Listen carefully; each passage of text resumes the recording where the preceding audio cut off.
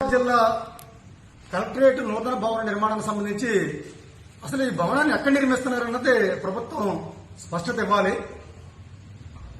Social మీడియాలోనూ print మీడియాలోనూ కూడా ఉండి MLA deputy speaker Raghuramakrishnaraju గారు ముఖ్యమంత్రి గారిని కలిసి P4 పథకంలో జిల్లా కలెక్టరేట్ నిర్మించడం కోసం శంకుస్థాపన రావాల్సిందిగా ఆహ్వానించినట్టుగా అది చూడడం జరిగింది.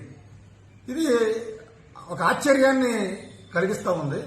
అసలు పశ్చిమ గోదావరి జిల్లాలో కలెక్టరేట్ ని ఎక్కడ నిర్మించాలన్నది ఇంతవరకు అసలు ప్రజలకి అర్థం కావట్లేదు, రాజకీయ పార్టీకి తెలియట్లేదు.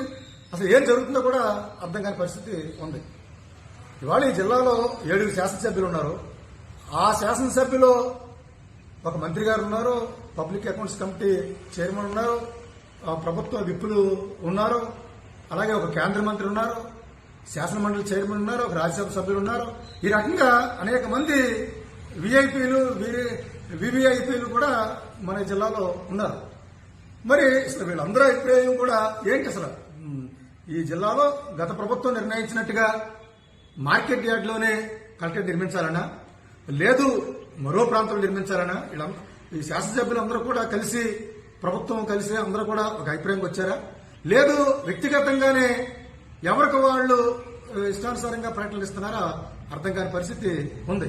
కాబట్టి మేము మొట్టమొదటిగా డిమాండ్ చేస్తుంది సిపిఎం పార్టీ తరఫున పశ్చిమ గోదావరి జిల్లాలో కలెక్టరేట్ ని ఎక్కడ నిర్మించాలనుకుంటున్నారో ప్రభుత్వం వైపు నుంచి స్పష్టత ఇవ్వాలని చెప్పేసి మేము కోరుతా ఉన్నాం. అలా స్పష్టత వస్తే ప్రజలు ఆలోచించుకోవడానికి నిర్ణయించుకోవడానికి అవకాశం ఉంటుంది. మేము సిపిఎం పార్టీ తరఫున మా అభిప్రాయం కూడా గతంలో మేము తెలియజేయడం జరిగింది.